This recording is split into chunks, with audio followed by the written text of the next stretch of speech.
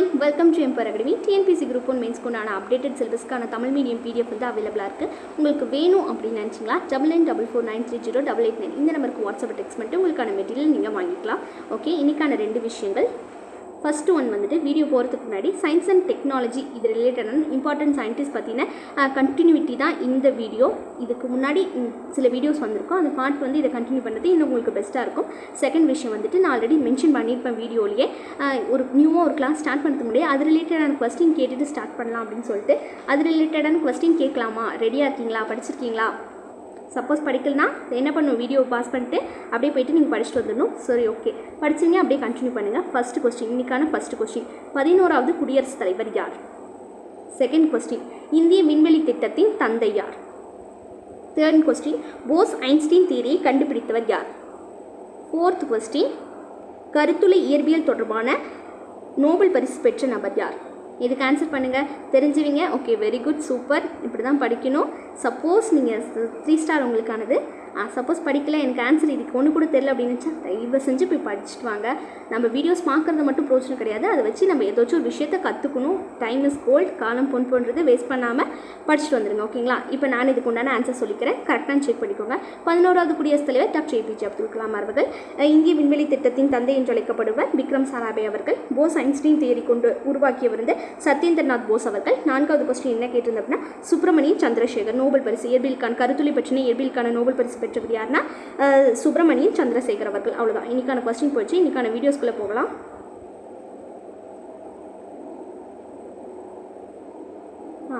இந்த நம்பர் யாருன்னு இன்றைக்கி வந்து 16வது நபர். இவர் வந்து யார் அப்படின்னா சயின்ஸ் அண்ட் டெக் ரிலேட்டடான இம்பார்ட்டன்ட் சயின்டிஸ்ட்டில் இன்றைக்கி வந்து இவர் வந்து 16வது நபர். இந்த நம்பர் யாருன்னு தெரியுதா?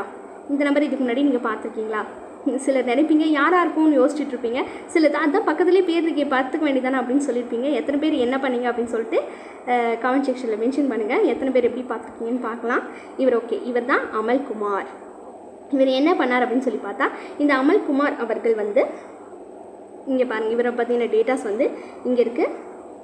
அமல்குமார் ரைசாச்சூரி அப்படிங்கிறது பிரபல இந்திய இயற்பியலாளர், பொது சார்பியல் மற்றும் அண்டவியல் தொடர்பான ஆராய்ச்சிக்காக நன்கு அறியப்பட்டவர். இவர் வந்து ஒரு இயற்பியலாளர் அப்படிங்கிறது. செகண்ட் ஒன்று, இவரது மிகவும் குறிப்பிடத்தக்க பங்களிப்பு பெயரிலான ரைசாத்தூரி சமன்பாடு. இவர் வந்து ஒரு ரைசாத்தூரி அப்படின்னு சொல்லிட்டு ஒரு சமன்பாடை மேக் பண்ணியிருக்காரு. அந்த சமன்பாடை போய் பார்த்தேன், அது நம்மளுக்கு மெயின்ஸ்க்கு அவ்வளோக்கு தேவையாக இருக்காது.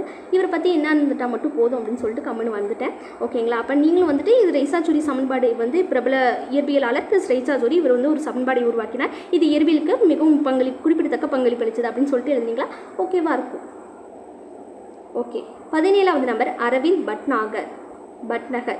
அரவிந்த் பட்நகர் அப்படிங்கிற இந்த பர்சன், இவர் யார் அப்படின்னா, ஒரு நிமிஷம், இவரோட இமேஜ் இருக்கு.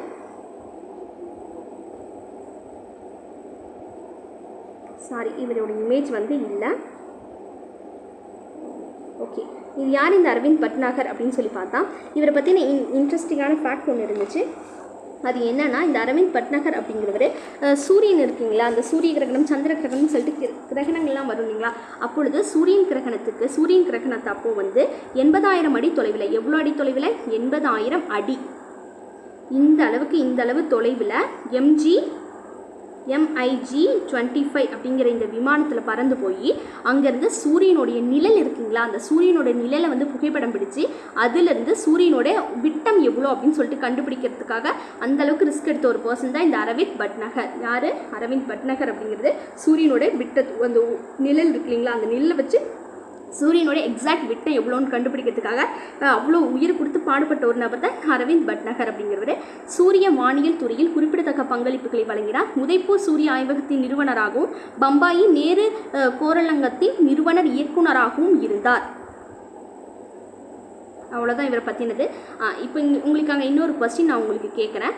அரவிந்த் பட்நகர் இவர் கிடையாது, நான் கேட்குறது அரவிந்த் பனகாரியா. ஹூஸ் திஸ் அரவிந்த் பனகாரியா அப்படிங்கிறது கமெண்ட் செக்ஷனில் மென்ஷன் பண்ணுங்கள். தெரிஞ்சுக்கோங்க. தெரிஞ்சுங்க ஆன்சர் சொன்னால் வெரி குட். சப்போஸ் தெரியல அப்படின்னா உங்களுக்காக நானே சொல்லிடுறேன். அரவிந்த் பனகாரியா அப்படிங்கிறது 16வது நிதி ஆணையத்தின் தலைவர். ஃபஸ்ட்டு டேட்டா அவரை பற்றினது. இன்னொரு டேட்டா அப்படிங்கிறது, அவர் நிதி ஆயோக்கில் இருக்கு இல்லைங்களா, அதில் 2015 முதல் 2017, எப்போ 2015 முதல் 2017 நிதி ஆயோக்கோட துணைத் தலைவராகவும் பங்காற்றியிருக்கிறார். யார்? அரவிந்த் பனகாரியா அப்படிங்கிற அந்த நபர். ஓகேங்களா? அடுத்த நபரை பற்றி பார்க்கலாம்.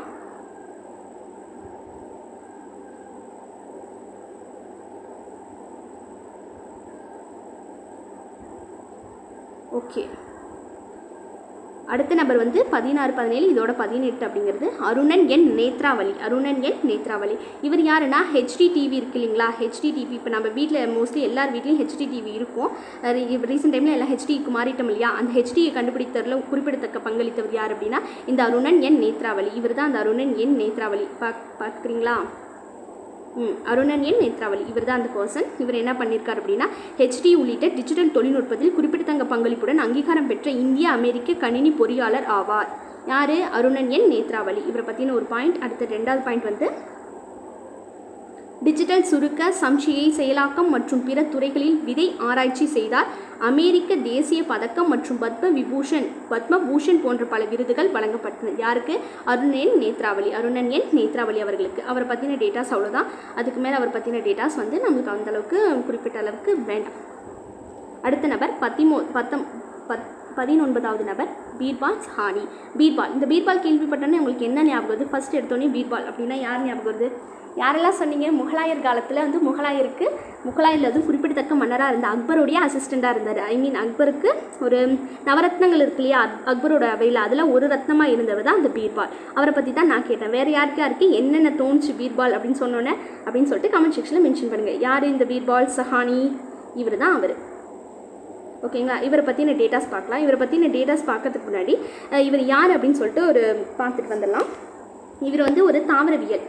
பீர்பால் சஹானி அப்படிங்கிறது ஒரு தாவரவியல்.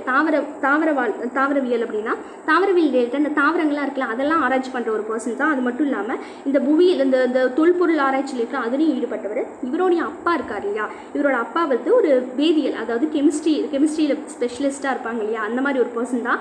அவருக்கு வந்து சின்ன வயசுலேருந்தே அவங்க அப்பா என்ன பண்ணுவாரா, இவனும் கெமிஸ்ட்ரியில் கொண்டு போகணும் இன்ட்ரெஸ்ட் காட்டிகிட்டே இருந்தாரா. பட் இவருக்கு அதில் சுத்தமாக இன்ட்ரெஸ்ட் இல்லை. எப்போ போனாலும் சரி, நிறைய அவங்க ஃபேமிலியில் சின்ன வயசில் வந்து நிறைய ட்ரிப்லாம் போவாங்களாம். ஒவ்வொரு டைம் ட்ரிப் போகும்போது இப்போ போய் ஒவ்வொரு தாவரத்தை பற்றி ரிசர்ச் பண்ணுவாராம். எஸ்பெஷலி அந்த தாவரத்தோடைய அந்த கோடுகள்லாம் இருக்கும், எலியில் வந்து குட்டி குட்டியாக அந்த நரம்பெல்லாம் ஓடும் இல்லைங்களா, அதை பார்த்தாலே இந்த தாவரத்தை பற்றின ஃபுல் டீட்டெயில் சொல்கிற அளவுக்கு அந்தளவுக்கு தி பெஸ்ட்டான ஒரு பர்சனாக இருந்தார். யார்?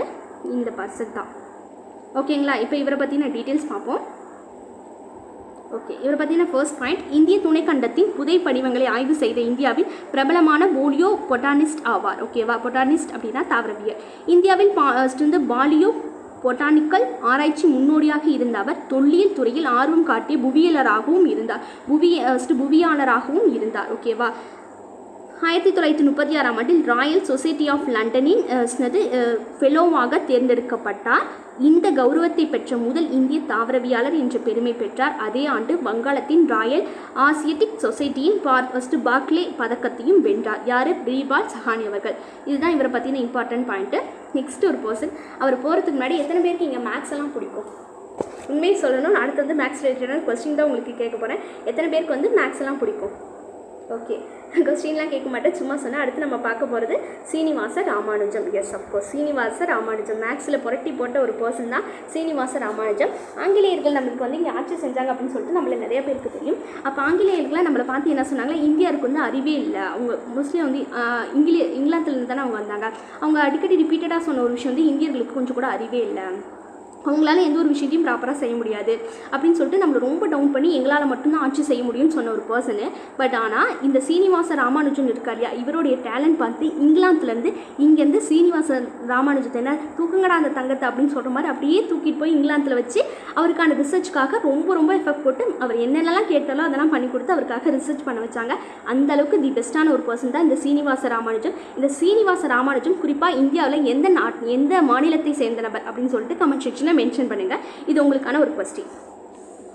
ஓகேங்களா, இப்போ இந்த சீனிவாச ராமானுஜம் அப்படிங்கிறவர் 20ஆம் நூற்றாண்டில் மிகப்பெரிய கணிதவியலாளர் என்று பரவலாக நம்பப்படுகிறார். எண்களின் பகுப்பாய்வு கோட்பாட்டில் பெரும் பங்களிப்பை செய்தார் மற்றும் நீள்வட்ட செயல்பாடுகள், தொடர்ச்சியான பின்னங்கள் மற்றும் எல்லையற்ற தொடர்களில் பணியாற்றினார். ஓகே, நம்ம சீனிவாச ராமானுஜர் பற்றி எல்லாருக்குமே தெரியும். கணிதத்தில் வந்து தி பெஸ்ட்டாக இருந்தார். உங்களுக்கு வந்து அதை மோஸ்ட் இம்பார்ட்டன்ட் பாயிண்ட்டை ஃபஸ்ட்டாக கொடுத்துக்கோங்க. இதில் வந்து ஹைலைட் பண்ணுற மாதிரி இன்னொரு பாயிண்ட்டும் இருக்குது. 1919ஆம் ஆண்டு அவர் வந்து இங்கிலாந்துலேருந்து ரிட்டன் நம்ம ஊருக்கு வந்துட்டார். நம்பூர்னா முன்னாடி கேட்ட கொஸ்டினுக்கு நான் ஆன்சர் சொல்லிடுறேன். தமிழ்நாட்டில் ஈரோட்டில் தான் இருந்தார். ஓகேங்களா, இப்போ தமிழ்நாட்டு ஈரோட்டில்னு பார்த்தாச்சு. ஈரோட்டுக்கு வந்து ரிட்டர்ன் பண்ணிட்டார். எப்போ? 1919ஆம் ஆண்டு. இன்னொரு கேள்வி உங்களுக்கு, 1919ஆம் ஆண்டு வரலாற்றில் ரொம்ப குறிப்பிடத்தக்க ஒரு நிகழ்வு நடந்துச்சு. அந்த நிகழ்வோடைய பேர் என்ன? டக்குன்னு ஆன்சர் சொன்னீங்களா? Very good. சப்போஸ் ஆன்சர் ஒன்று மோஸ்ட் இம்பார்ட்டண்டான கொஸ்டின் இது. ஸோ டக்குன்னு போய் படிச்சுக்கோங்க. யார் அப்படின்னா 1919 என்ன நடந்துச்சு அப்படின்னு சொல்லிட்டு கமெண்ட் செக்ஷனில் மென்ஷன் பண்ணுங்கள். இது உங்களுக்கான கொஸ்டின் தான். ஓகேங்களா? அது அப்போ வந்து 1919 வந்துட்டு 1920 வந்து கணிதவியல் ராமானுஜம் சீனிவாச ராமானுஜம் என்ன பண்ணிட்டாரு? இறந்துட்டார், டெத் ஆகிட்டார். அது மட்டும் இல்லாமல் இவரை பற்றின ஒரு புகழுரை இருக்குது. யார் என்ன புகழுரை கொடுத்தாங்க அப்படின்னு சொல்லி பார்த்தா, இந்தியாவின் நூலக தந்தை என்று அழைக்கப்படுபவர் யார்? இந்தியாவின் நூலக தந்தை என்று அழைக்கப்படுவர் யார்? அப்படி இந்தியாவின் நூலக தந்தை என்று அழைக்கப்படும் அரங்கநாதன் அவர்கள் இருக்காங்க இல்லையா, அவர் சொல்லியிருக்காரு கணிதம் அப்படிங்கிறது இவருக்கு வந்து ரொம்பவே தெவிட்டாத ஒன்று. கணிதம் அப்படின்னா எவ்வளோ கொடுத்தாலும் அவர் போட்டுக்கிட்டே இருப்பார். எவ்வளோ வேணாலும் நீங்கள் கொடுத்துருப்பாருங்க, உங்களுக்கு தெவிட்டாது. அளவுக்கு மிஞ்சினால் அமுதமும் நஞ்சுன்னு சொல்லுவாங்க. அப்படியெல்லாம் இவருக்கு கிடையவே கிடையாது. எவ்வளோ வேணாலும் கொடுங்க, நான் பாட்டு போட்டுக்கிட்டே இருப்பார் அப்படின்னு சொல்லிட்டு யார் சொன்னார்? அரங்கநாதன் அவர் சொன்னாங்க. இதை ஹைலைட் பாயிண்டில் கூட மென்ஷன் பண்ணலாம். ஓகேங்களா? அவ்வளோதான் இவரை பற்றின டீட்டெயில்ஸ் இன்றைக்கி. இந்த நபர்கள், இந்த 5 நம்பர்ஸ் மட்டும்தான் இன்றைக்கி நம்ம பார்த்தோம். ஓகே, மறுபடியும் உங்களுக்கான இன்னொரு இன்ஃபர்மேஷன். உங்களுக்கு இந்த வீடியோஸ் பிடிச்சிருந்தால் மறக்காமல் லைக் போட்டுருங்க. உங்களை பொறுத்த வரைக்கும் சின்ன லைக் மட்டும் தான் எங்களுக்கு அது மிகப்பெரிய மோட்டிவேட்டாக இருக்கும். First one, second one subscribe பண்ணிக்கோங்க. மறக்காமல் சப்ஸ்கிரைப்பும் நீங்கள் பண்ணி வச்சுக்கோங்க உங்களுக்கு பிடிச்சிருக்க பட்சத்தில். அப்படி பிடிக்கலையா, எப்போ பிடிக்குதோ அப்போ லைக்கும் சப்ஸ்கிரைப்பும் மறக்காமல் பண்ணிடுங்க. கண்டிப்பாக ஐ ஹோப் பண்ணுவீங்க நம்புகிறோம். ஓகே, உங்களுக்கான மெயின்ஸ் பிடிஎஃப் வேணும் அப்படின்னு நினச்சிக்கலாம் 99449308 நம்பருக்கு வாட்ஸ்அப்பில் டெக்ஸ்ட் பண்ணிவிடுங்க. அவ்வளோதான். தேங்க்யூ.